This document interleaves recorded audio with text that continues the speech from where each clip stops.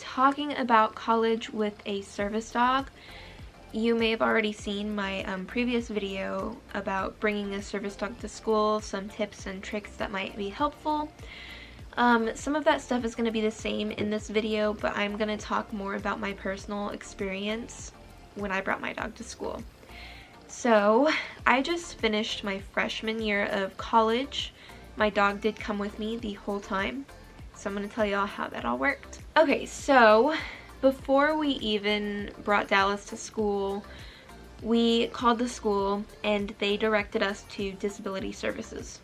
So when we talked to the lady in disability services, she did ask us the 2 questions that she is allowed to ask, which was great that our school was educated on the laws regarding service animals. She asked, is Dallas required because of a disability?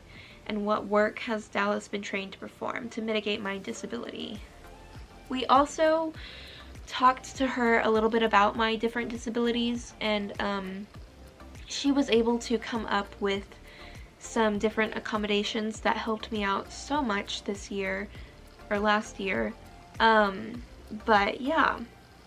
Another thing that you might want to check into is getting your own room to yourself. So sometimes it might be easier if you have a disability if you have your own room.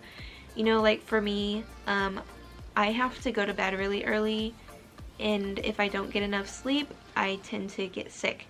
So having my own room was nice because I didn't have other people in the room, you know, staying up to do homework and stuff like that. Also because I have a service dog that takes up space, and it was just nice to have my own room. Another thing that might be helpful is to find an open area for your dog to run. So Dallas is always used to running in our backyard. She has so much energy all the time. So it was really nice for me to find a baseball diamond. I found a baseball diamond, and I would take her there.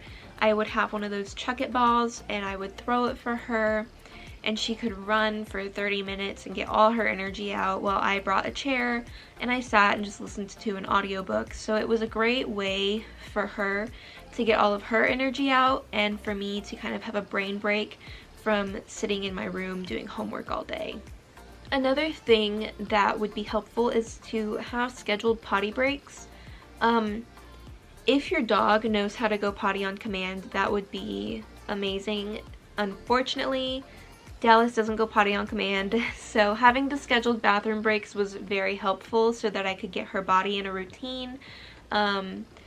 She got in a routine. She knew when we went out, this is how long we were going to stay out, and she needed to go potty.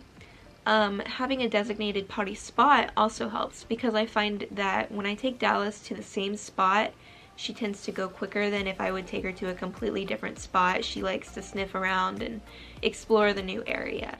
Something that also is very important is make sure that you have a rain jacket and some boots for your dog.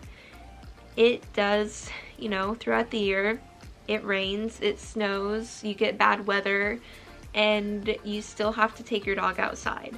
So having a raincoat will help with your dog not smelling. Your dog won't get all wet when they come inside. Having boots also helps so that their paws don't get all wet. Like Dallas, she has very fluffy paws, so they get muddy and wet really easily, and I didn't want her to bring that into my room. I can take her shoes off right when we get to my room, and then her feet are clean.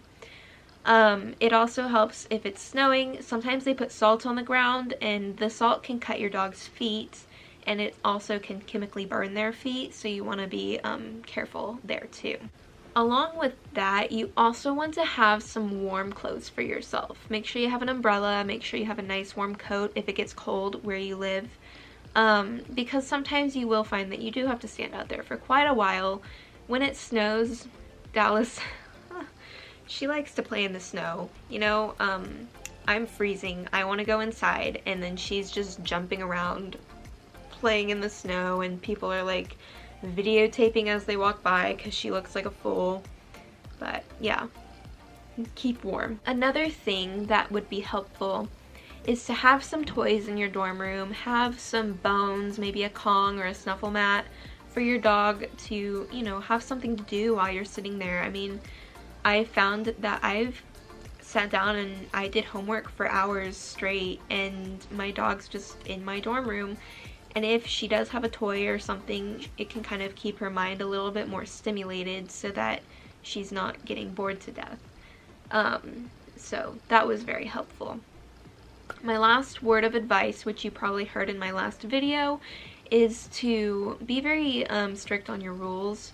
If people are wanting to pet your dog and you want to say yes, make sure you clarify that it's for that one time, or else they're always going to pet your dog because they think that since you said yes this time, then they can do it anytime.